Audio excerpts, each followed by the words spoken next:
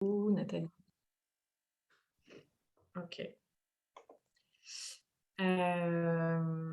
Alors, est-ce que vous voyez bien du coup le partage d'écran? Oui. Nickel, ok. Donc du coup, juste pour introduire très rapidement, ce webinaire, en fait, il s'inscrit dans une semaine que France Active en Auvergne-Rhône-Alpes organise plutôt pour réduire l'impact environnemental des activités des entrepreneurs et propose des solutions. Donc aujourd'hui, on est sur le webinaire 2 qui est donc l'organisation d'un événement éco-responsable. Il y en a 3 autres à venir qui, donc, chaque jour, mercredi, sur la réduction de l'empreinte numérique, un jeudi et un vendredi également sur la transition énergétique et la mobilité douce. Je vous remettrai le lien vers le site internet si ce sont des thématiques qui vous intéressent pour que vous puissiez également y assister. Et donc là, je vous présente très rapidement les intervenants qui vont venir vous apporter des solutions lors de ce webinaire. J'en profite pour tous les remercier d'être, toutes en fait, il manque Benjamin, mais pour l'instant ce sont des femmes, toutes les remercier pour leur présence et pour s'être rendues disponibles pour vous apporter des solutions lors de ce webinaire. Donc, Aremax commencera l'intervention. Donc, c'est une association qui accompagne à l'éco-responsabilité lors de l'organisation d'un événement. Et elle sera donc l'intervenante principale. Elle intervient surtout au Auvergne-Rhône-Alpes, cette association. Et on vous présentera également des apporteurs de solutions du réseau France Active qui ont été financés d'une manière ou d'une autre par France Active. Donc Benjamin Guérin, s'il vient, mais on verra, présentera donc un lieu itinérant qui s'appelle le Chapiteau Bus. Laura Bossé présentera Raboul, un système de contenants consignés pour événements. Mathilde Cortinovis d'Équilibre Café vous expliquera son offre traiteur local et en circuit court. Et enfin, Isabelle Lacour de Lichen présentera sa solution de réduction des déchets dans la restauration événementielle. Donc, vous voyez qu'ils viennent un petit peu de partout en Auvergne-Rhône-Alpes. Et l'idée, c'est de pouvoir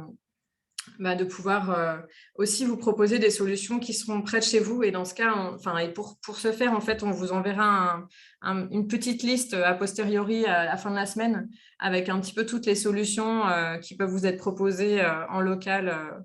Enfin, pas toutes, mais en tout cas, celles qu'on a identifiées, nous, dans le réseau. Voilà, pour que vous ayez de quoi faire pour organiser vos prochains événements. Est-ce que j'ai oublié quelque chose? Non, je voulais remercier aussi toutes les associations locales de France Active en Auvergne-Rhône-Alpes qui nous ont, qui aident, qui se joignent ensemble pour mettre en réseau les entrepreneurs de toute la région. Et puis, je vais passer la parole du coup à Lauriane. Hop, je vais enlever mon partage d'écran. Pour qu'elle puisse un peu vous expliquer tout ça. Comment j'enlève Ah ouais, arrêtez. Hop là, voilà, super. Pour qu'elle puisse donc vous intervenir sur cette première partie. Et juste pour information, ceux qui ont accès au chat, je vais mettre les contacts des intervenants au fur et à mesure qu'ils interviennent dans le chat pour que vous puissiez d'ores et déjà avoir les contacts directs des personnes qui interviennent. Lauriane, je te passe la parole. Merci Esther. Bonjour à toutes et à tous. Je vais commencer par me présenter rapidement et présenter ma structure, vous expliquer un petit peu pourquoi c'est moi qui suis là aujourd'hui. Du coup, je m'appelle Lauriane Gallet, je suis responsable de l'antenne Aremax Auvergne-Rhône-Alpes depuis 3 ans et demi maintenant. Aremax est une association, donc c'est un acronyme, ça signifie Association pour le respect de l'environnement lors des manifestations culturelles et sportives. C'est une association qui a été montée il y a 17 ans à Lyon par 2 copains, je vous fais l'historique mais très très rapide, 2 copains fans de musique et de sports extrêmes qui fréquentaient beaucoup les événements et qui en avaient marre de constater l'état des sols, notamment après chaque événement. On a tous normalement ces images en tête de sols jonchés d'événements, de déchets répartis partout au sol des événements. Donc ces deux copains ont commencé à bricoler, à mettre des piquets, à accrocher des sacs poubelles, ramasser les déchets pour montrer au public qu'un déchet ne va pas au sol mais bien dans une poubelle. Ça a eu deux conséquences. La première, une réaction de la part des organisateurs d'événements qui, pour certains, leur ont dit on se rend compte qu'il y a quelque chose à faire, on est prêt à vous déléguer cette partie-là, cette mission-là, est-ce que vous êtes d'accord? Et donc ces deux copains ont dit oui, oui, complètement. Par contre, si on le fait de manière responsable en incluant les publics. Ce qui a eu pour deuxième conséquence aussi de créer la structure Aremax, structure associative, parce qu'on a à cœur de pouvoir laisser la place aux citoyens à nos côtés, dans nos actions de terrain notamment, puisqu'on est avant tout une association de terrain. Donc, depuis 17 ans, l'association a bien grandi. Aujourd'hui, on est une asso sur tout le territoire national et on couvre le territoire avec 5 antennes. Une antenne basée à Lyon qui couvre la région Auvergne-Rhône-Alpes. On a également une antenne à Marseille, Bordeaux, Nantes et puis Paris, la petite dernière, il y a 2 ans et demi. Voilà, donc les deux axes principaux de notre projet associatif, ce sont d'accompagner les organisateurs d'événements, tout type d'événements. Ça va de la fête du quartier du coin à la compétition internationale de sport, en passant par les festivals de musique, petits, moyens, grande taille, à l'éco-responsabilité avec un accompagnement avant, pendant et après l'événement. Avant, on va regarder ensemble qu'est-ce qui est généré en termes de déchets sur l'événement. On va voir comment est-ce qu'on peut déjà travailler sur la réduction des déchets, parce qu'on n'oublie pas que le meilleur déchet, c'est celui qu'on ne produit pas. Pendant, pour tout ce qui n'aura pas pu être réduit, on va venir avec du matériel, des moyens humains et des moyens matériels pour favoriser le tri des déchets pour tout le monde, la partie publique, mais aussi la partie organisation, backstage, artistes, s'il y a des artistes qui interviennent dessus. Et après, on produit systématiquement un bilan quantitatif et qualitatif de toutes nos actions, qui fait état de ce qui a bien fonctionné, moins bien fonctionné, avec des pistes de préconisation pour faire mieux sur les éditions d'après. Voilà, on fait également du diagnostic, de la formation, beaucoup, notamment depuis 1 an et demi, 2 ans, avec la crise du Covid. On a eu affaire à des acteurs qui n'avaient pas la possibilité d'organiser des événements, mais qui par contre avaient plus de temps que d'habitude et qui ont pris pour certains d'entre eux encore plus conscience de là où on est en ce moment et de la nécessité de faire attention à nos impacts sur notre environnement. Voilà, on est aussi organisateur d'un événement qui s'appelle les JIR, les Journées d'événementiel éco-responsable, sur lequel je reviendrai à la fin de ma présentation. Voilà pour la présentation générale. Estelle, est-ce que j'enchaîne tout de suite ou est-ce que tu souhaites donner la parole aux autres intervenantes pour qu'elles se présentent également? C'est mieux si tu enchaînes et on reviendra après sur chacune d'elles après ton intervention. Très bien. Merci. Ça marche. Alors, je vais juste chercher mon PowerPoint également pour que vous puissiez avoir un petit peu sous les yeux ce dont on va parler. Donc, gros challenge aujourd'hui. J'ai globalement 30 bonnes minutes pour vous expliquer comment, vous donner des pistes sur comment organiser un événement éco-responsable, sachant que vous êtes un auditoire très, très, très varié en termes d'activité et de profil. Donc, je suis désolée d'avance, en 30 minutes, on ne pourra pas avoir l'intégralité des sujets, mais je vais essayer de vous donner un maximum d'infos. Je vais peut-être parler un petit peu vite, n'hésitez pas à prendre des notes et je serai ravie d'échanger avec vous sur la suite. Donc, rapidement, on va voir très, très rapidement le contexte et les enjeux. Je pense que si vous participez à ce webinaire, je n'ai pas besoin de vous convaincre de pourquoi il est essentiel de faire attention à son environnement et à ses impacts en tant que professionnel, mais aussi en tant que citoyen. On passera très rapidement là-dessus. Des exemples de champs d'action et d'inspiration pour vous donner quelques clés, et notamment un aspect plutôt méthodologique pour que vous puissiez vous organiser, que ce soit un petit peu plus simple sur comment faire. Et je terminerai par quelques ressources et quelques informations pour que vous puissiez aller plus loin de manière autonome derrière. Donc, sur les contextes et les enjeux, je voulais rapidement revenir sur 3 définitions. Le développement durable, dont on a beaucoup entendu parler ces dernières années. Je ne vous redis pas, je vous laisse lire la définition de l'ONU. Vous l'avez peut-être remarqué, mais ces derniers temps, on parle beaucoup moins de transition durable, on parle davantage de transition écologique.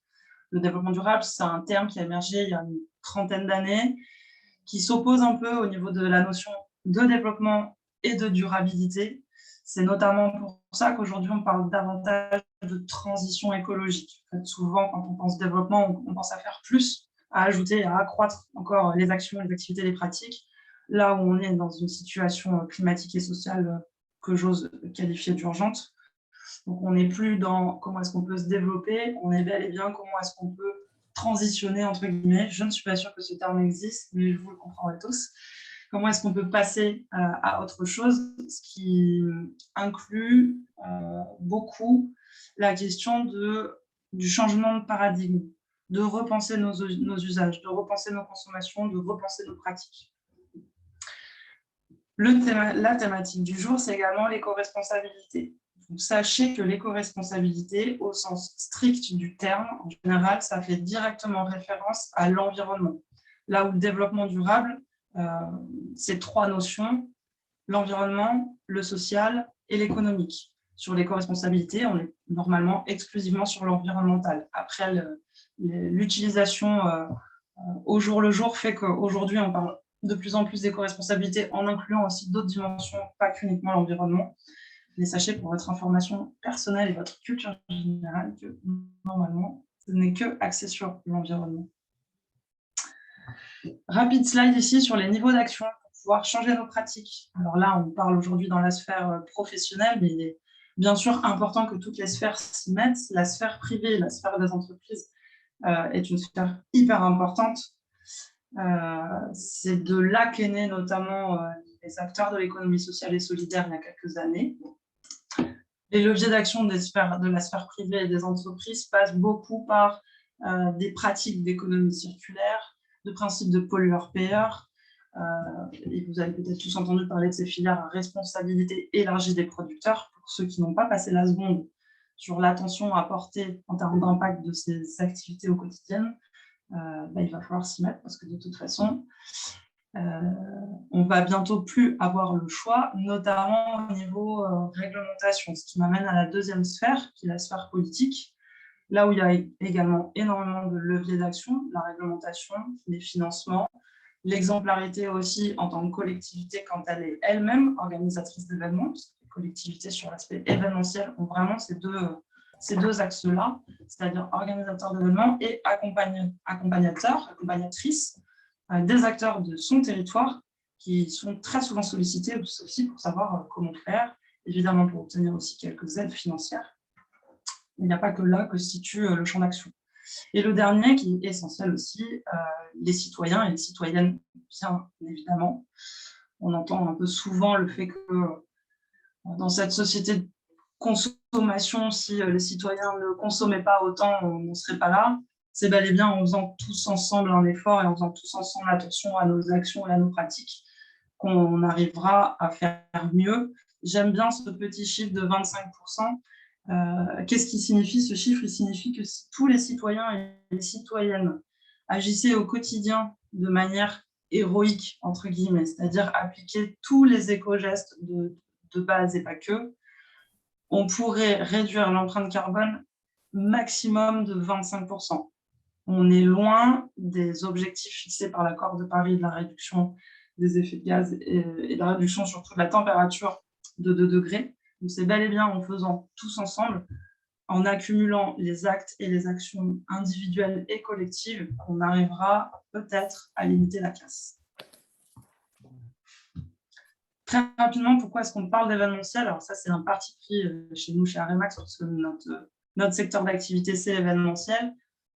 Très souvent, on oppose éphémère et durable, c'est-à-dire comment mettre en place des pratiques vertueuses qui vont avoir un impact positif sur l'événement quand on est sur un événement qui dure en général très peu de temps, qui peut durer aussi plusieurs jours ou plusieurs mois, mais très souvent on est quand même plutôt sur de l'ordre de 2-3 jours.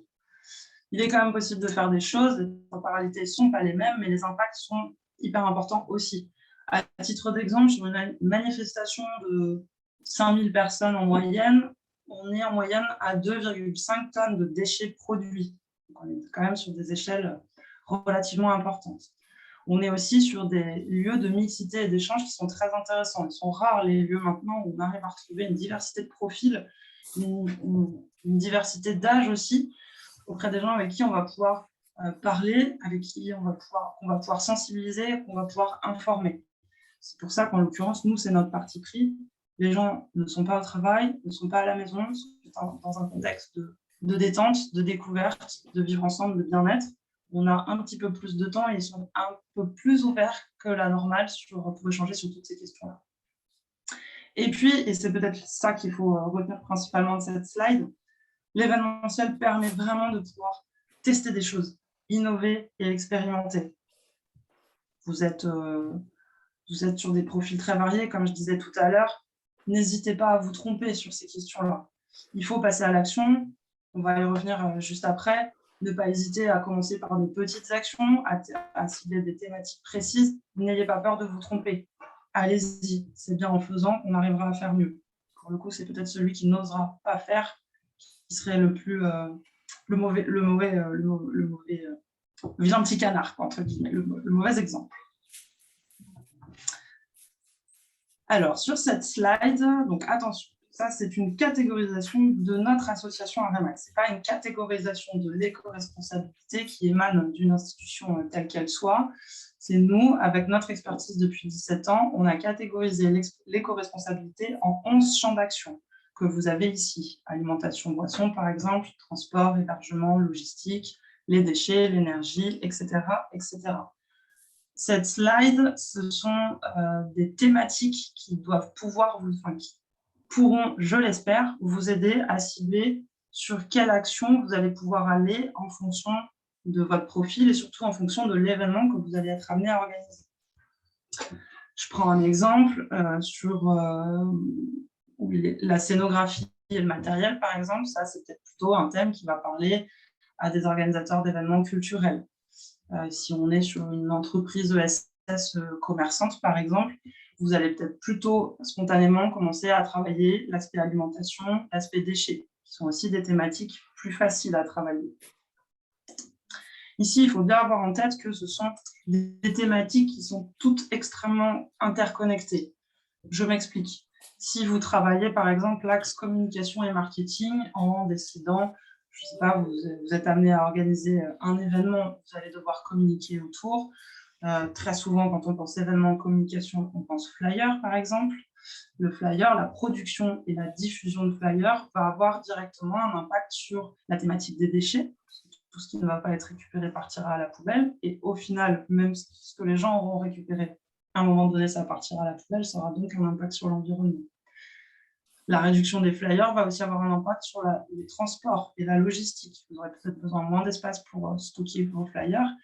Et en fonction du prestataire avec lequel vous allez travailler, l'imprimeur avec lequel vous allez travailler et sa proximité géographique avec le lieu de votre événement, ça va avoir des conséquences directes sur les transports. Donc, tout est interconnecté. C'est une des difficultés, à mon sens, quand on parle d'éco-responsabilité événementielle.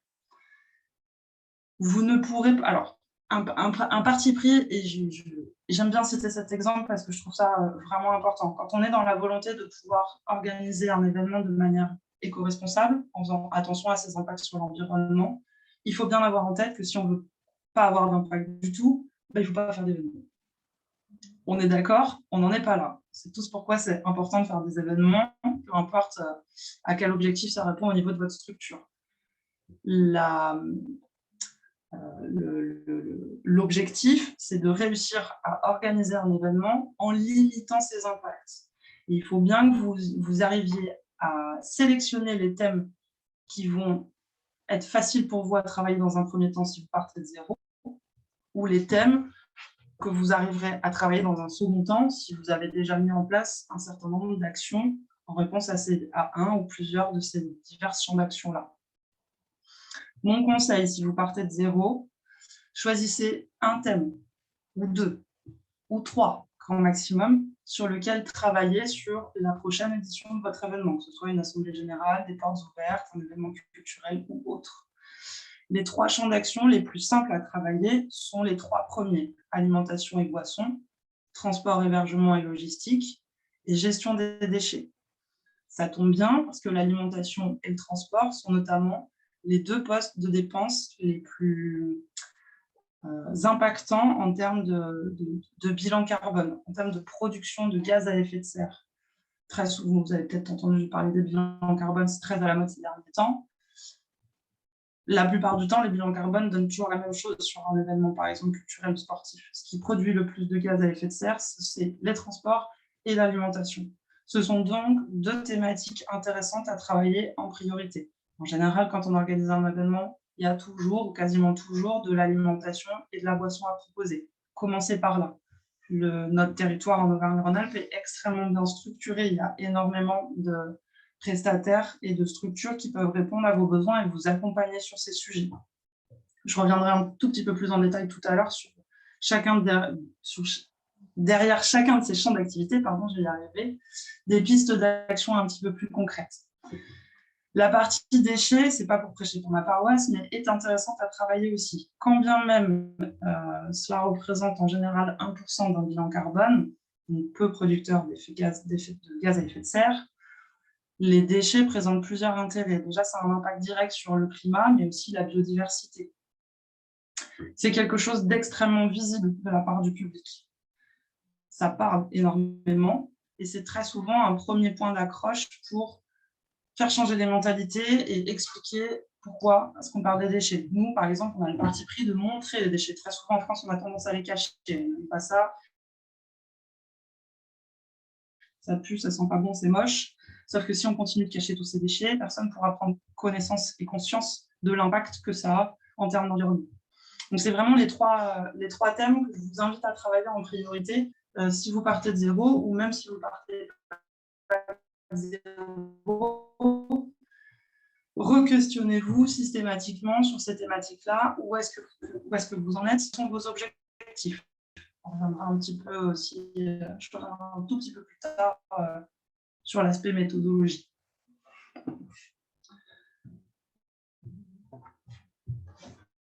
Quelques exemples d'inspiration et de bonnes pratiques. Alors, je vous ai dit que c'est là où les leviers sont assez faciles à mettre en place. Et je vous ai donné quelques exemples. Après, on peut s'en saisir ou pas en fonction de sa structure, mais quelques exemples de ce qui existe, notamment dans le secteur culturel, en termes d'action. Donc, les transports, c'est ce que je vous disais tout à l'heure, c'est 80% du bilan carbone. Donc, un poste très, très, très, très important à traiter. En termes d'action à mettre en place, vous pouvez encourager le covoiturage. Je vous ai mis l'exemple du festival Le Grand Son qui n'existe plus, mais pour exemple, ce festival qui avait lieu en Isère, dans la montagne, proposait un parking dédié, spécifique à destination des voitures pleines dont les gens venaient en covoiturage. Il y a aussi, par exemple, des systèmes de récompense qui peuvent être mis en place. Une voiture pleine égale une boisson offerte au conducteur, par exemple. C'est des petites actions qui peuvent être intéressantes à réfléchir. Sur la partie transport aussi, si on vous a mis l'exemple du Festival des Trois Continents, de plus en plus d'événements le font, pour combiner des offres tarifaires d'achat de billets d'accès à l'événement, combiné à un achat de billets de transport en commun. Très souvent, c'est le train. Ça permet d'inciter le public à utiliser les transports en commun et à ne pas venir avec sa voiture. C'est souvent ça qui est très polluant et qui est particulièrement impactant. Toujours dans la veine de favoriser la mobilité douce, on vous a mis un exemple de la poursuite. Alors, je pense qu'on pourra vous envoyer la présentation dans la foulée. Il y a quelques liens cliquables, vous pourrez aller voir plus en détail ces exemples-là. J'ai peu de temps, donc j'essaie d'aller vite. Mais la poursuite, par exemple, c'est un collectif d'artistes et de techniciens qui tournent exclusivement en vélo. Donc, les artistes, le matériel, l'équipe de production, 100% de l'équipe et 100% du matériel fonctionnent uniquement à vélo. Ça oblige à repenser son rapport au temps, ça oblige à repenser aussi les contraintes logistiques et techniques, mais c'est faisable. Sur la partie déchets, quelques exemples aussi d'actions relativement simples à mettre en place et qui fait son petit effet. Sur la réduction des déchets, ici on vous a mis l'exemple de Vision, qui est un festival culturel, un festival de musique de mémoire, et les éco-cups, donc ces fameux gobelets consignés et réutilisables qu'on trouve quasiment partout sur événements maintenant, qui présentent l'avantage de pouvoir être réutilisés et non pas jetés directement après consommation. Très souvent, les organisateurs tombent encore un petit peu dans l'écueil. S'il vous plaît, évitez de faire ça si vous produisez des gobelets consignés, de les logoter aux couleurs de l'événement avec la date de l'événement. On comprend pourquoi, ça fait un joli souvenir, c'est un outil marketing et de communication qui est intéressant, mais en termes d'impact sur l'environnement, ce n'est pas intéressant, parce que l'année d'après, ces événements-là sont obligés de faire produire à nouveau des gobelets consignés pour pouvoir les mettre aux couleurs de l'édition à venir. Le festival Vision, par exemple, a fait un gobelet assez rigolo, c'est un gobelet en plastique qu'on trouve peut-être que celui qu'on trouve sur les événements, où il y a marqué je me souviens plus de la phrase exacte, mais je suis moche, n'hésitez pas à me rendre à la consigne, quelque chose comme ça. En gros, qui dit je suis moche, je ne suis pas fait pour être rangé dans un placard ad vitam aeternam, donc je vous invite à me ramener à la consigne pour pouvoir être utilisé sur la prochaine édition, voire même pouvoir être utilisé sur d'autres événements. La mutualisation de matériel étant aussi un levier sur lequel on ne s'attardera pas aujourd'hui, mais je vous le glisse maintenant, très intéressant. N'hésitez pas à vous renseigner auprès des structures voisines de votre secteur, savoir quel matériel ils ont en leur propre qui peuvent vous être utiles pour l'organisation de votre événement. Plutôt que du matériel dorme dans un local toute l'année et soit sorti une fois dans l'année, c'est un petit peu dommage. Autant capitaliser là-dessus et s'en servir aussi. Donc ça, la mutualisation de matériel est aussi un grand levier d'action pour favoriser le réemploi, qui est une notion à prioriser aussi dans vos réflexions. Sur le tri de la sensibilisation, on a été très humble sur ce coup-là, parce que du coup, on a mis l'exemple d'Arimax. Qu'est-ce que je peux vous dire là-dessus? Ce que je vous disais tout à l'heure, on a vraiment le parti pris de ne pas cacher les déchets, mais de les montrer, de ne jamais avoir un discours moralisateur quand on va échanger avec les publics sur l'événement a mis en place une démarche éco-responsable, à savoir notamment le tri des déchets. Il y a du matériel adapté un petit peu partout, rappeler les consignes de tri, toujours le faire dans la joie et la bonne humeur, ne jamais forcer quelqu'un qui n'a pas envie de nous entendre là-dessus, et se rendre aussi très visible dans la mise en place des actions. Quand on est sur le terrain, nous, toute notre équipe a un t-shirt Arimax bleu, on est très identifié, et ça permet une sensibilisation indirecte, c'est-à-dire que quand on va aller mettre la main et la tête dans les poubelles pour corriger les erreurs de tri, et ben, le public nous voit faire, quand bien même à ce moment-là, on n'est pas en discussion directe avec eux. Ça interpelle. Je ne me sens pas sexy de mettre la main dans les poubelles. D'autant plus quand il y a marqué bénévole dans le dos, ça permet de faire prendre conscience qu'il y a des gens qui sont sensibilisés à ça et qui vont le faire à la place d'eux. Peut-être que ça serait bien qu'à la source, au moment de trier ces déchets, j'en fasse un petit peu attention et qu'il n'y ait plus d'erreur. La valorisation des biodéchets est très importante aussi. Ça, c'est un petit en lien avec la dimension alimentation aussi. Et de toute façon, la réglementation tend à ce que tout producteur de biodéchets soit dans l'obligation de trier ses biodéchets à la source, c'est-à-dire dès qu'ils sont produits, dès qu'ils sont consommés sur l'événement. C'est rajouter tout simplement au niveau des poubelles un support spécifique pour les restes alimentaires ou la vaisselle compostable, si vous proposez de la vaisselle compostable sur votre événement. Ça, les biodéchets, c'est très intéressant à travailler comme thématique aussi, parce que ça parle beaucoup aux gens. Le recyclage du plastique est toujours un peu moins parlant que les biodéchets quand on explique aux gens que les biodéchets, si on les met à part et que ça part bien derrière en plateforme de compostage, par exemple, c'est une matière qui va pouvoir retourner à la terre, nourrir nos sols et donc avoir un impact direct dans nos assiettes. En tant que Français, la nourriture, ça nous parle toujours.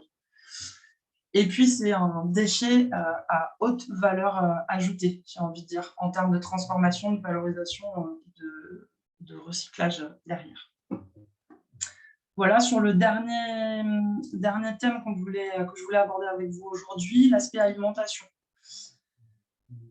Alors, bien sûr, sur l'alimentation, les leviers d'action intéressants, c'est de favoriser les circuits courts, les produits de saison, surtout, le local, éventuellement ce qui est issu de l'agriculture biologique aussi. Attention avec le bio c'est très intéressant, mais ça peut venir de l'autre bout de la planète. Favoriser peut-être dans un premier temps le local et de saison. Et puis, une action, s'il n'y en a qu'une à retenir sur l'alimentation, c'est celle-ci, sortir du carnet. Sur la partie bilan carbone, l'alimentation a une grande part et une des actions phares à mettre en place qui va réduire drastiquement les émissions de gaz à effet de serre est d'être exclusivement sur des offres végétariennes. Alors je sais, ça chamboule les habitudes, il y en a plein qui ont beaucoup de mal à ne pas manger de viande. C'est un travail de longue haleine, c'est pour ça qu'on parle de transition et non pas de développement, ça prend du temps. Il y a plein de bonnes choses qui se font sur du végétarien. C'est aussi l'enjeu, il est aussi de réussir à convaincre qu'on peut se régaler avec de la nourriture végétarienne, même s'il n'y a pas de viande. Pour rappel, le secteur de l'agriculture est le premier poste pollueur avant l'industrie automobile. Je m'arrêterai là, sur cet exemple-là. Je reviens sur mes 11 champs de l'éco-responsabilité événementielle que je vous ai cité tout à l'heure. Ici, on a repris exactement les mêmes champs, et en face, on vous a mis des grands principes à appliquer. Donc, par exemple, je viens d'en parler sur l'alimentation et la boisson, faire attention aux approvisionnements, se re-questionner sur la vaisselle et les gobelets. Comment est-ce que je peux changer, sachant que tout ce qui est plastique à usage unique est dorénavant interdit. Alors, on a un gros retour en arrière avec le Covid, contraintes sanitaires oblige. Mais sachez que la réglementation va être de plus en plus stricte sur ce sujet-là. On trouve encore de la vaisselle jetable en plastique, dans les grandes surfaces notamment, parce que c'est un accord. On vide les stocks, on ne va pas aller jeter de la matière première qui a déjà été produite et qui existe déjà dans les régions. On vide les stocks, mais la production de plastique à usage unique ne doit plus avoir lieu. Donc, il va forcément falloir passer sur un autre type de vaisselle. La lutte contre le gaspillage alimentaire est un levier également à activer aussi sur cette partie-là. Et les biodéchets, j'en ai parlé tout à l'heure. Je n'ai pas trop le temps de rentrer dans chacune des catégories, mais c'est pour vous donner des grands principes et des concepts à avoir en tête pour avancer sur ces questions-là de votre côté de manière individuelle. Un petit point méthodologique, parce que très souvent on se dit ok, l'éco-responsabilité, d'accord, je suis convaincue, effectivement, il faut faire attention à la planète, mais comment je fais? On l'a vu, il y a beaucoup de thèmes à travailler, il y a beaucoup d'actions à mettre en place. Ne vous précipitez pas. On est sur une méthodologie qui s'applique à toute gestion de projet. Il n'y a rien de très nouveau, de très innovant. Dans un premier temps, ce qu'on vous invite à faire, c'est faire un rapide diagnostic, ou moins rapide, c'est vous qui voyez en fonction du temps que vous avez. Faites un diagnostic de vos pratiques, thématique par thématique. Commencez par exemple sur les déchets. Ok, en termes de déchets, sur mon événement, comment j'ai l'habitude de fonctionner ou qu'est-ce que j'avais prévu de faire, quels déchets vont être générés, sur quel poste, sur quel service, à peu près sur quelle quantité. Même si vous n'arrivez pas à estimer la quantité, ce n'est pas grave, mais partez d'un diagnostic, partez d'un état des lieux. Il vous faut un point de départ pour avancer. Et même quand vous serez dans cette démarche d'amélioration continue, vous aurez déjà mis en place un certain nombre d'actions, d'année en année, il est important de refaire le point à chaque fois pour pouvoir comparer et voir où vous en êtes. Donc, état des lieux, diagnostic, bien définir vos objectifs, avant tout définir les thèmes ou le thème que vous voulez travailler et les objectifs que vous voulez vous fixer derrière.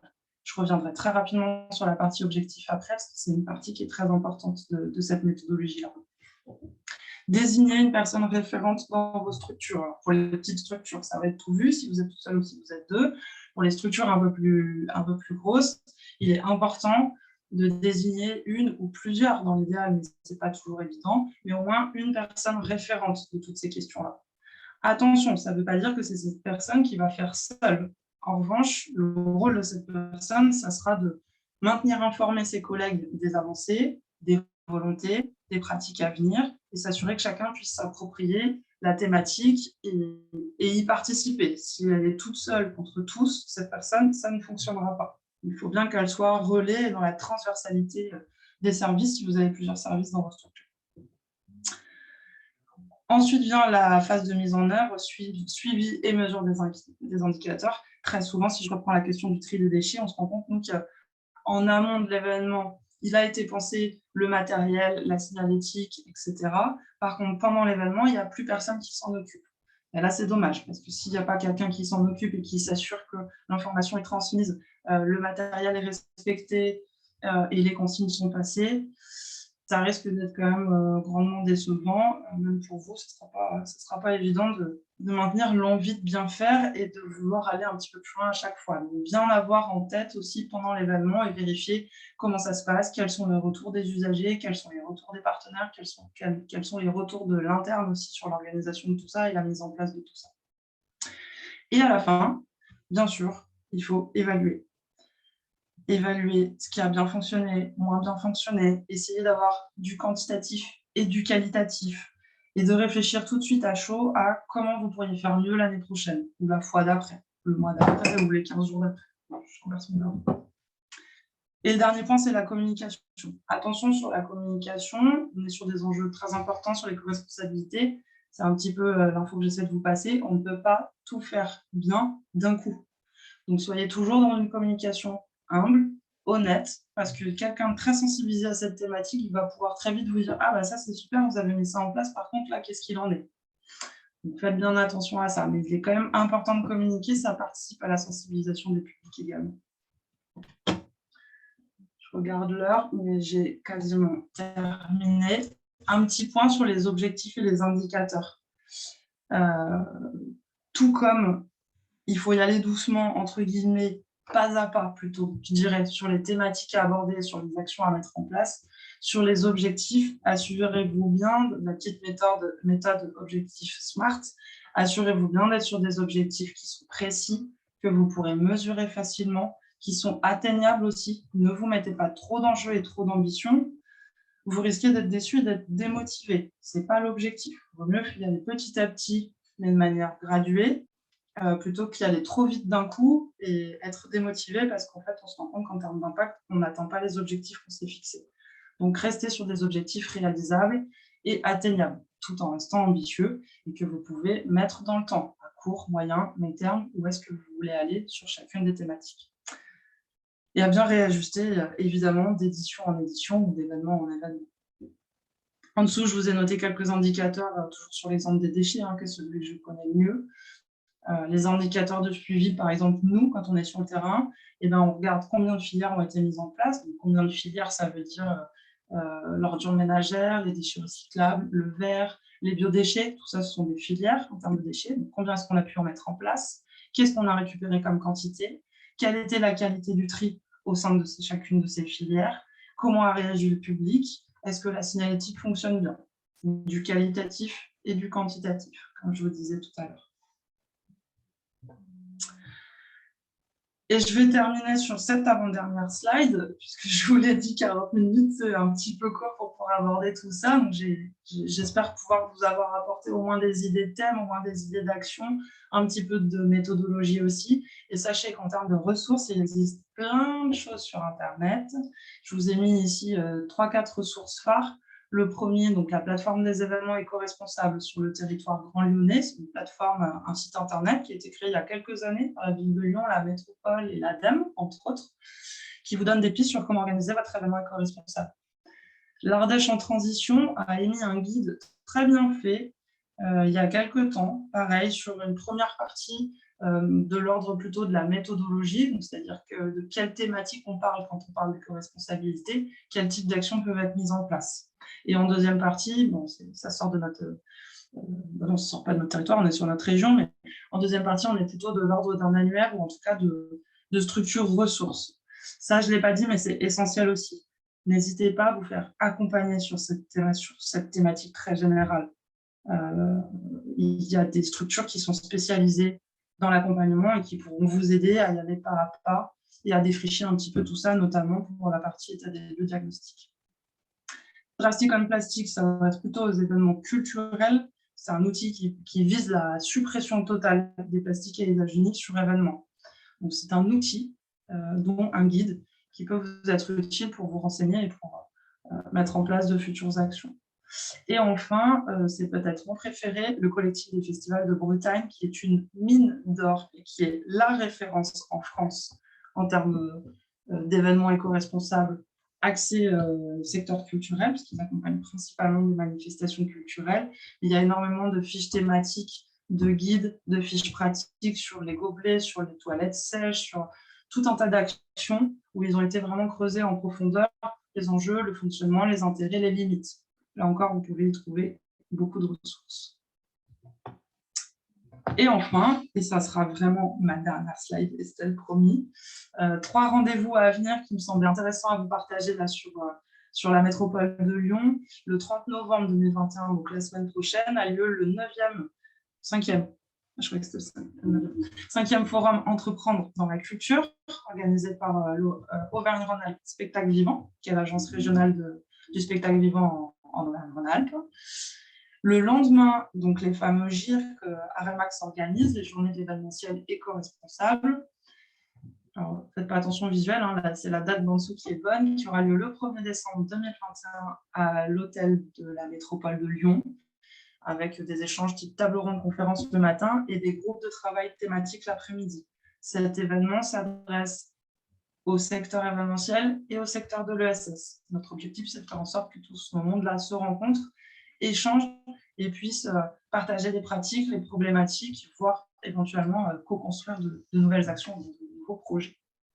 Et enfin, les JAM, qui est la première édition des Journées nationales de la mutualisation, organisée par l'association KJBIG, qui aura lieu le 2 décembre 2021 à la Maison de l'Environnement. Et là, on est vraiment sur une thématique 100% centrée autour du réemploi, de la mutualisation dans le secteur événementiel, pas culturel, mais événementiel de manière plus globale.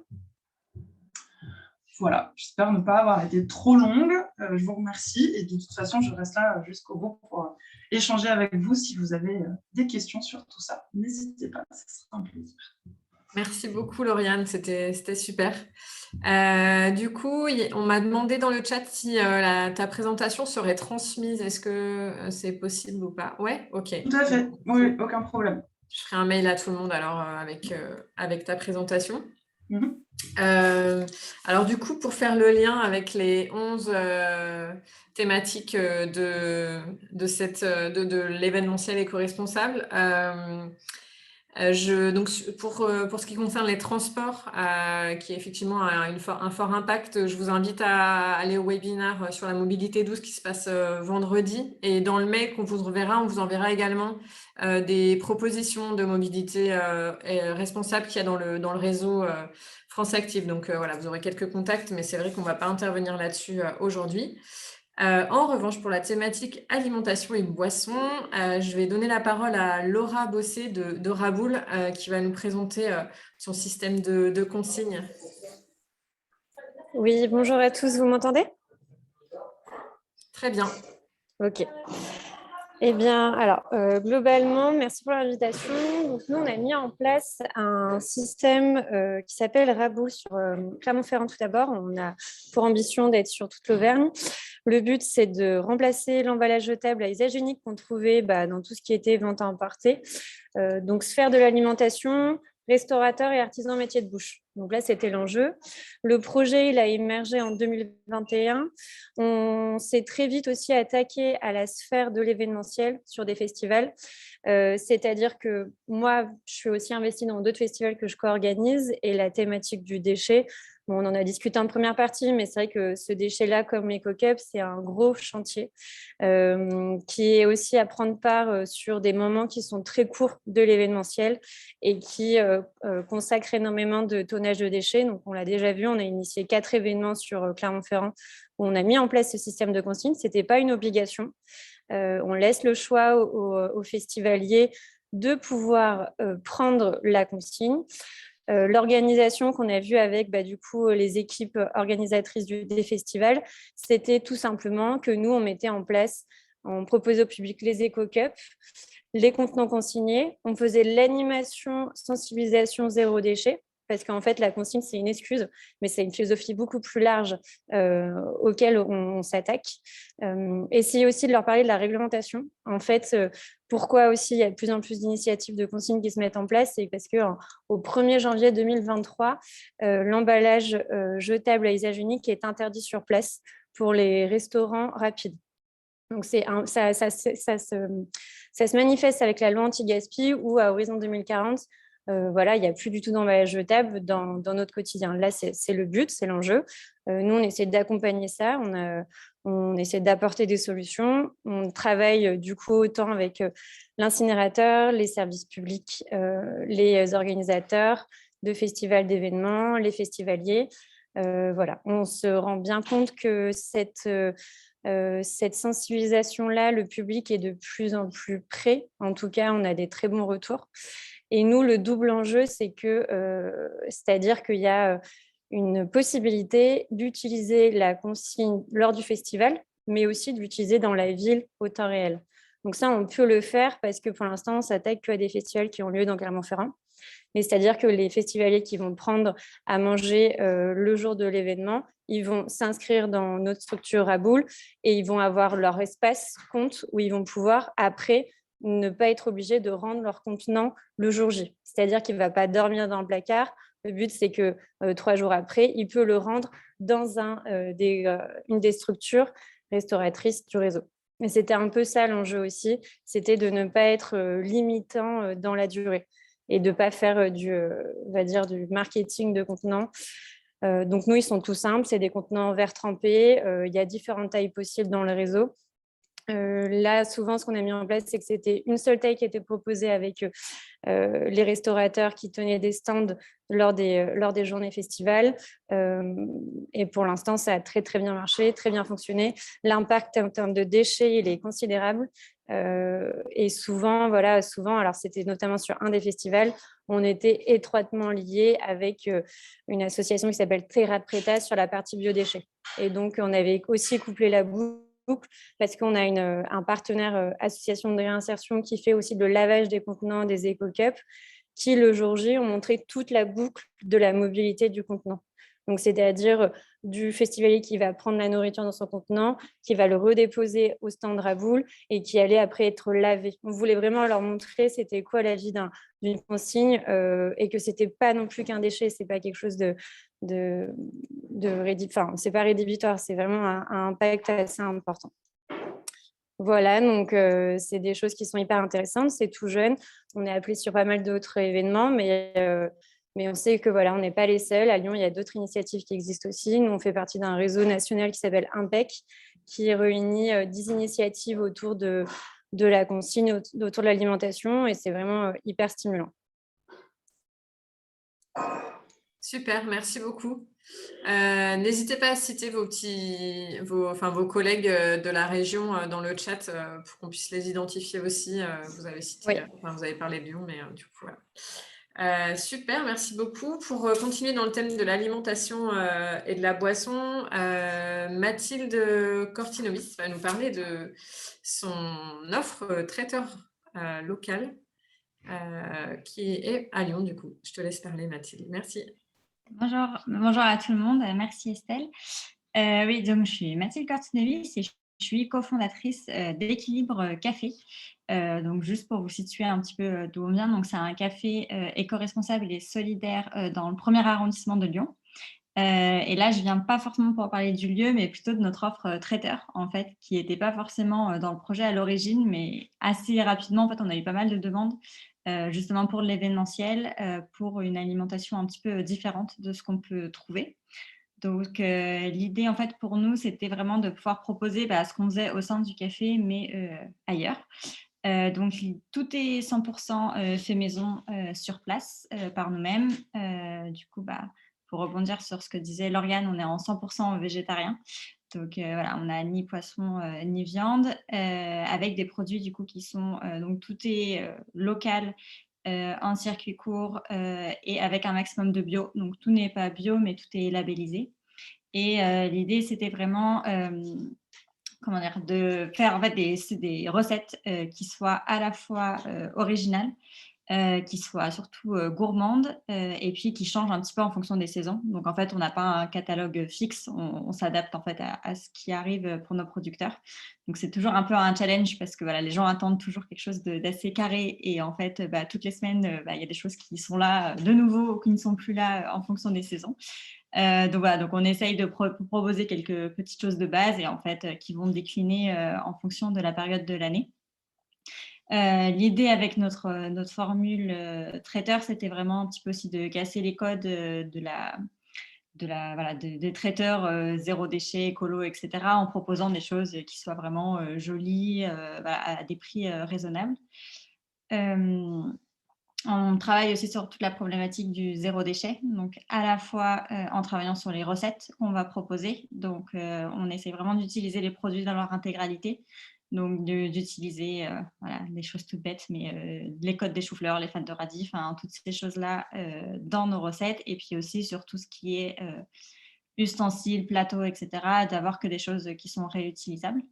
Ce qui permet du coup, donc c'est des choses qu'on va tout le temps nous récupérer. Donc, en termes de transport logistique, on n'est pas encore parfaite non plus, mais voilà, d'essayer vraiment de ne rien jeter, qu'à la fin, il n'y ait plus rien à la poubelle, donc soit dans les estomacs, soit qui retournent être lavés chez nous.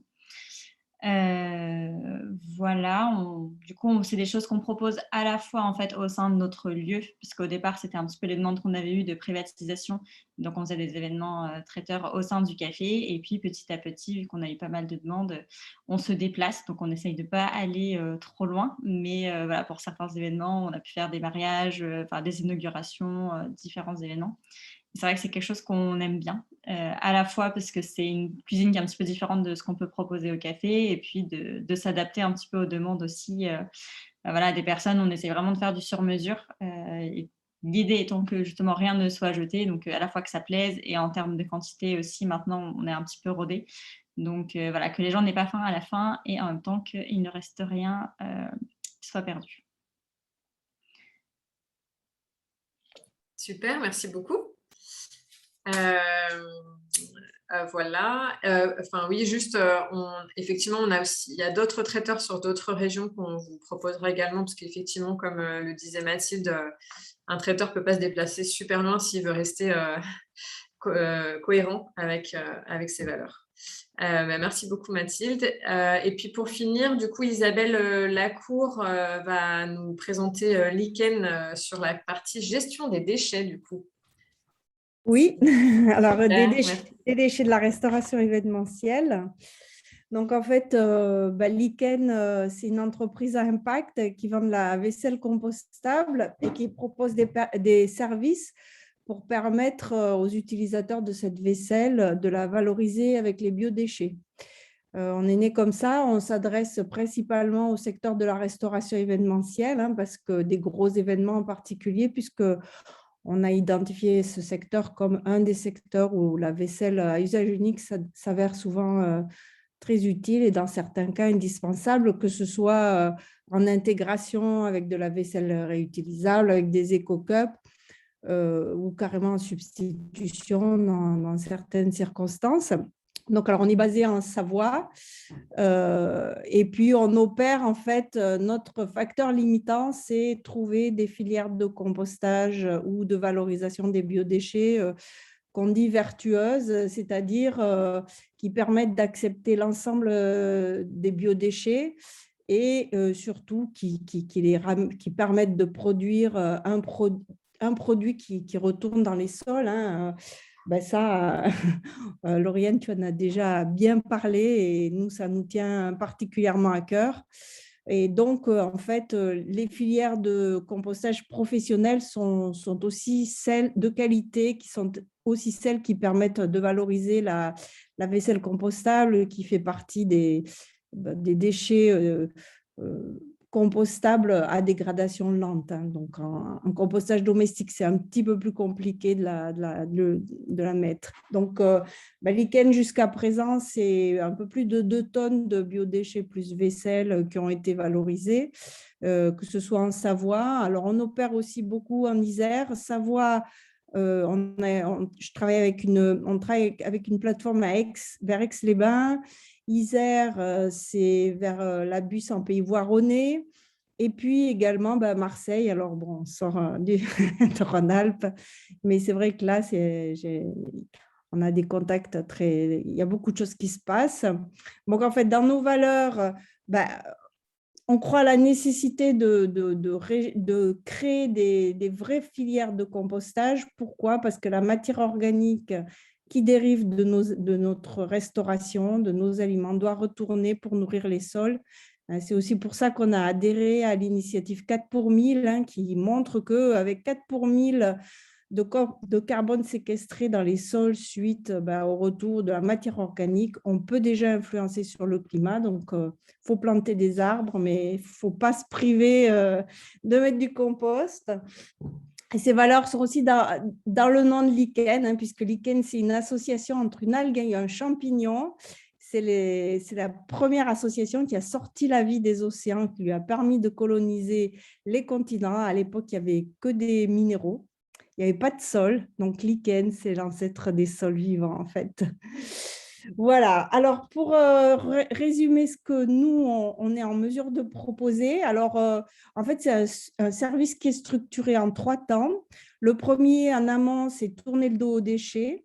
On s'assure avec les organisateurs que les contenant les éléments de vaisselle à usage unique qu'ils pourraient vouloir utiliser, ils sont compostables, pas uniquement biodégradables. Enfin, on fait un peu le tri au niveau des idées reçues parce que c'est une thématique assez complexe.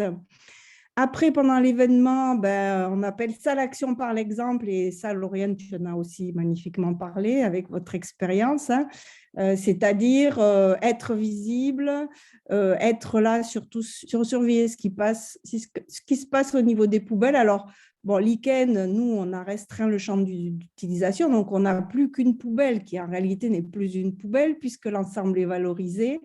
Et on fait en sorte que dedans, ils finissent que des bonnes choses, en fait, on va dire. Et puis après, il y a tous les aspects de logistique et de suivi des déchets pour s'assurer qu'ils vont finir au bon endroit.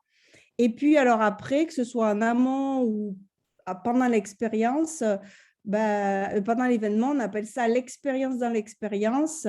Et là aussi, les événements sont un moment formidable pour la sensibilisation du public, mais aussi la sensibilisation des équipes, hein, pour qu'elles ne prennent pas ça pour une corvée ou l'ultime complication qui leur tombe sur la tête, mais plutôt quelque chose qui va à la fois leur simplifier la vie, puis leur permettre d'aller dans le sens des choses, hein, puisqu'on sait très bien que maintenant, c'est vers ce genre de vision qu'il faut se tourner.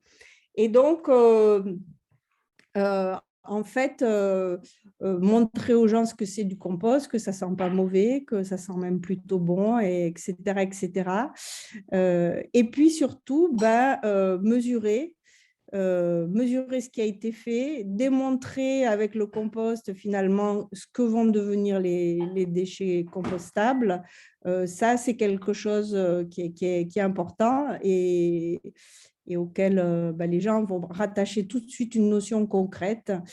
Et tout ça, on l'appelle quand la vaisselle compostable fait pousser des fleurs, tout simplement. Voilà. Merci beaucoup pour cette belle conclusion. Et bien, du coup, maintenant, vous pouvez échanger, proposer, poser vos questions, compléter éventuellement et redemander des précisions à chacune des intervenantes, si vous le souhaitez. Je vous laisse la parole.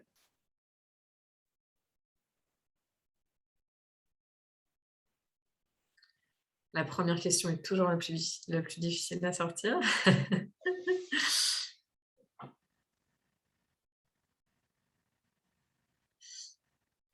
Alors moi j'en ai une. Bonjour à tous, je m'appelle aussi.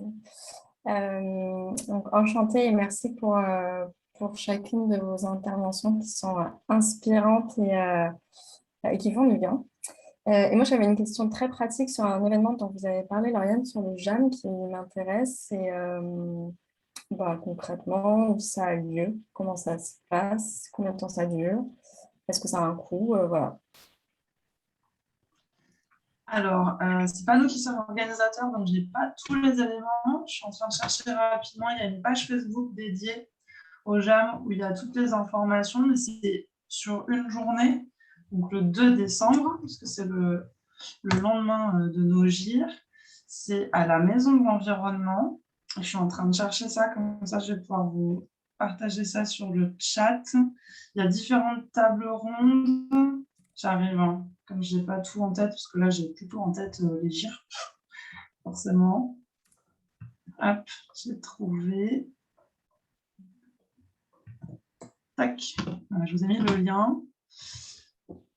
Tout se passe à Lyon, ça c'est sûr. Donc, il y a de 16h15 à 17h45 la thématique la mutualisation de vaisselle réutilisable, une solution contre le plastique à usage unique. Ce qui est intéressant, c'est qu'il y a aussi des intervenants, pas que locaux. Là, en l'occurrence, ils ont Élémentaire qui est basé à Toulouse, qui intervient sur cette thématique-là. Il y a une autre table ronde sur la mutualisation comme levier d'accessibilité universelle au sein du secteur culturel et événementiel, avec PEPS, que je ne connais pas, entreprise de l'ESS. Une conférence sur collectivité territoriale et acteurs de la mutualisation. Quels sont les risques et les opportunités à collaborer ensemble, puisque KJBIG, tout comme Arimax, tout comme plein d'autres structures qui œuvrent dans ce champ-là, en général, on est très en lien avec les collectivités aussi. Je le disais tout à l'heure, hein, elles sont elles-mêmes organisatrices, mais elles ont aussi des vrais leviers pour inciter les acteurs à passer la seconde, que ce soit via des appels à projets, via des enveloppes financières. Parfois, il y a certaines collectivités, alors à ma connaissance, ce n'est pas le cas sur notre territoire, mais en PACA, par exemple, il y a une collectivité qui détient carrément un parc de matériel qui est mis à disposition des associations, notamment, qui n'ont pas beaucoup de moyens pour qu'ils puissent organiser leurs événements avec du matériel qui soit d'une part pas trop cher et d'autre part réemployé régulièrement et pas uniquement acheté pour être jeté derrière. Et je crois qu'il y a une dernière conférence, réemploi et mutualisation, une complémentarité existe-t-elle, table ronde que Remax admire d'ailleurs, sur les subtiles différences de termes entre le réemploi et la mutualisation. Mais c'est les premières journées dédiées à cette thématique-là, c'est une thématique, comme je le disais tout à l'heure, le réemploi et la mutualisation qui est dans l'économie circulaire un réel levier à activer, où il y a déjà du prêt de matériel, souvent informel, entre structures qui se connaissent. Et KGB qui a fait un énorme travail sur la région ces dernières années, structurer et professionnaliser tout ça, et que ça dépasse le spectre des cercles proches qui se connaissent, mais que ça puisse être du matériel qui soit à disposition sur une plateforme Internet, il y a un système d'agenda où on peut choisir n'importe quoi, ses tables, ses chaises, ses portants à vêtements si on veut faire un vestiaire ou ce genre de choses, voir si c'est disponible sur le site. Et tout ça fonctionne via un système de points aussi, type les SEL, et pas un système de monnaie. Donc en fait, quand on prête son matériel, on engrange des points qui nous permettent derrière d'emprunter du matériel à d'autres. On pourrait peut-être sortir de la logique capitaliste pure et dure financière. Je ne sais pas si j'ai répondu à la question. Mais... Si, bah, après je vais lire, donc je pourrais aussi... Mais merci pour ces précisions.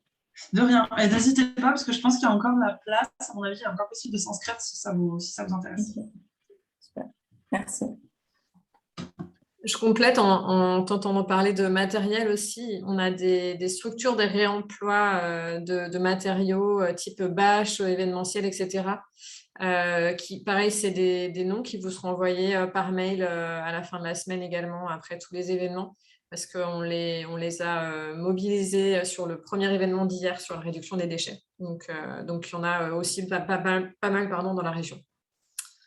Je pense à Mineka, par exemple, pour le Rhône. Qui réemploie des matériaux de construction et des matériaux d'événements.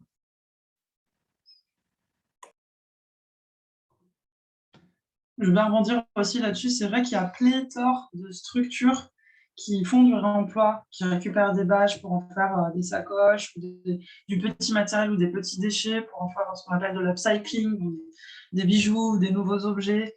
Il est parfois, je ne trouve pas super facile de les identifier en fonction de leur structuration. Les toutes petites initiatives ne sont pas encore connues des professionnels ou des réseaux. Mais je trouve que ça commence à... Enfin, il y a de plus en plus de démarches structurées dans ce sens-là qui permettent justement d'identifier plus facilement ces acteurs. Donc des structures comme RDI ou autres travaillent beaucoup sur ces questions-là. Normalement, ces informations devraient être de plus en plus accessibles dans le temps. C'est plutôt une bonne chose. Merci. Est-ce qu'il y a d'autres questions? Plutôt, qui veut prendre la parole?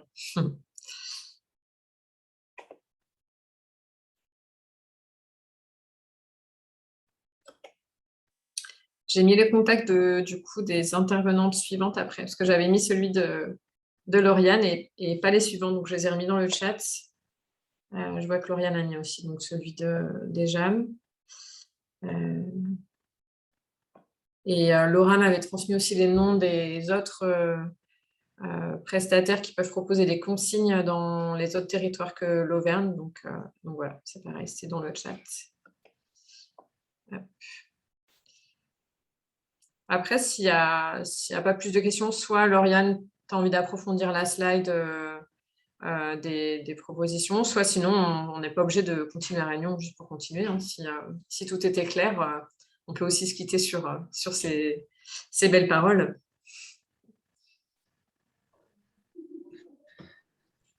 Comme vous voulez. Alors après, s'il y en a qui ont des problématiques, parce que souvent, ça part de là, les échanges de problématiques très, très risquées, très à court terme ou à moyen terme, dans des événements aussi petits ou grands soient-ils, enfin, vraiment, vous vous posez une question ou vous rencontrez une problématique particulière, n'hésitez pas, vu qu'il nous reste du temps. Très souvent, c'est des expériences qui qui servent à d'autres aussi. Donc, vous ne privez pas de prendre la parole là-dessus.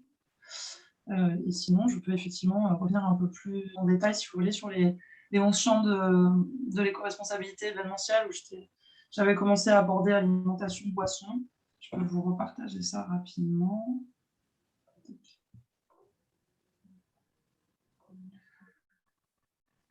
Comment je fais pour grossir? Ça ne veut pas. Oui, si, c'est bon. Donc, j'avais abordé alimentation, boisson tout à l'heure, sur tout ce qui est transport, hébergement, logistique, bien sûr, politique d'achat. Alors ça, c'est pas propre qu'au transport, hein, de manière générale, dès que vous faites des achats, re-questionnez-vous toujours sur au-delà de quel fournisseur va pouvoir répondre à vos besoins. Vraiment, j'insiste là-dessus. Pour moi, ce qui fait sens quand on réfléchit à son impact et à comment faire mieux, c'est vraiment systématiquement se reposer la question de l'usage. À quel usage ça va, à quel usage ça sert plutôt, qui va s'en servir, pourquoi. Et donc, à partir de là, on établit un cahier des charges en réponse à ces besoins-là. C'est une gymnastique qui n'est pas toujours évidente, qui peut être très énergivore, qui peut demander du temps et qui parfois peut être un peu lourde à porter. C'est pour ça que c'est bien de le faire à plusieurs et pas seul. Et ça, c'est vraiment un principe qui s'applique systématiquement. Sur la partie hébergement, il y a beaucoup de labels maintenant. C'est vrai que j'ai pas abordé la question des labels et des chartes. C'est la grande mode, les chartes ces derniers temps. Tout le monde veut produire sa charte. Moi, je trouve que c'est une bonne idée. Juste attention aux chartes. Il faut qu'elles soient co-construites et surtout, très souvent, on la fait, on met plein de gens autour de la table, tout le monde est content, tout le monde la signe et puis ça tombe un petit peu dans les oubliettes. Donc, bien se questionner aussi sur cette charte, à partir de quel moment on la ressort, à quel besoin elle va répondre, qui on veut impliquer autour et comment est-ce qu'on communique dessus.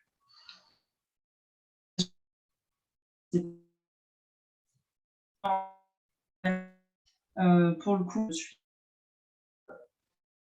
suis assez critique sur les labels parce que très souvent, c'est beaucoup de déclaratifs. Une fois qu'on est labellisé, on est content. Mais n'hésitez pas à être exigeant sur qu'est-ce qui se cache derrière ce label. Enfin, qu'est-ce qui se cache, je fais ça de manière péjorative, c'est pas ça. Qu'est-ce qu'il y a derrière ce label? Quel est le contrôle? Quel est l'accompagnement? Quel est le suivi? Là encore, répondre à un label en cochant un certain nombre de critères, c'est bien, c'est super, ça fait des repères, ça donne des bases. J'ai introduit la présentation tout à l'heure en parlant de développement et de transition. Il faut y aller petit à petit. Qu'est-ce que ce label ou celui-là peut vous apporter en termes d'amélioration continue et de progression aussi? Ça paraît assez essentiel. Sur les hébergements, il y a beaucoup de labels qui existent. Par exemple, je pense au label La Clé Verte, c'est ça son nom, qui permet d'envoyer vos partenaires, vos artistes, vos clients, peu importe les personnes que vous recevez, dans des hébergements qui vont prendre en compte toutes ces dimensions-là et toutes ces questions-là. Le transport public, j'en ai parlé aussi. Matériel, on l'a évoqué, hein, le réemploi et la mutualisation est après le biais là-dessus, qui est complètement lié à la logistique aussi. Je m'arrête quelques secondes parce que si je commence à me lancer,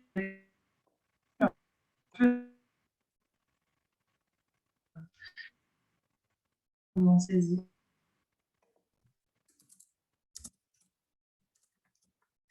Les propos d'Isabelle, effectivement, ajouter.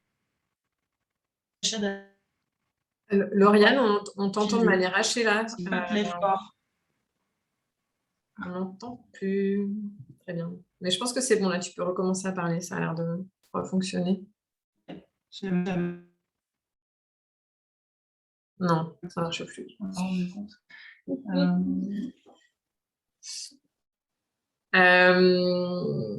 Eh bien, écoute,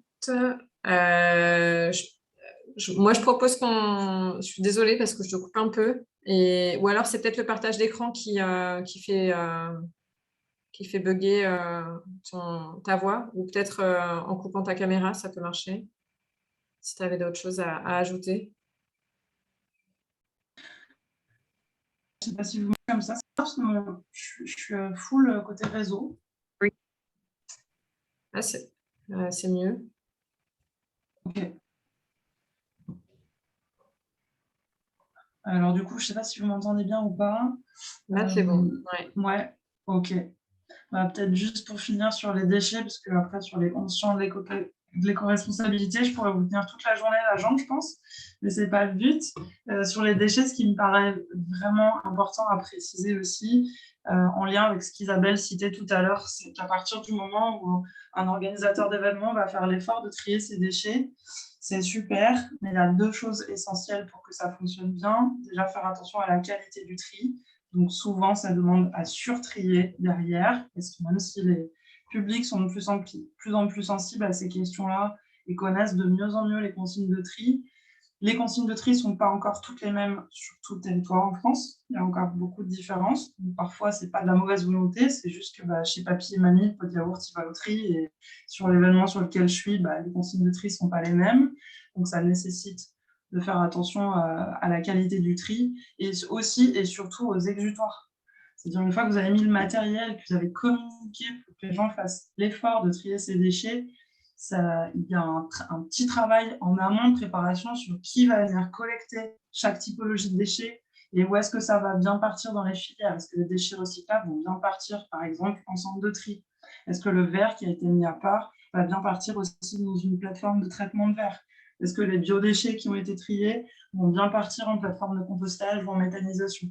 Ça, c'est des choses qu'on peut oublier quand on n'a pas l'habitude de travailler sur ces questions-là. Et j'ai une question dans le chat. Comment arrivez-vous à faire passer facilement la nécessité de passer au végétarien dans les manifestations? Eh bien, on n'y arrive pas facilement, très clairement.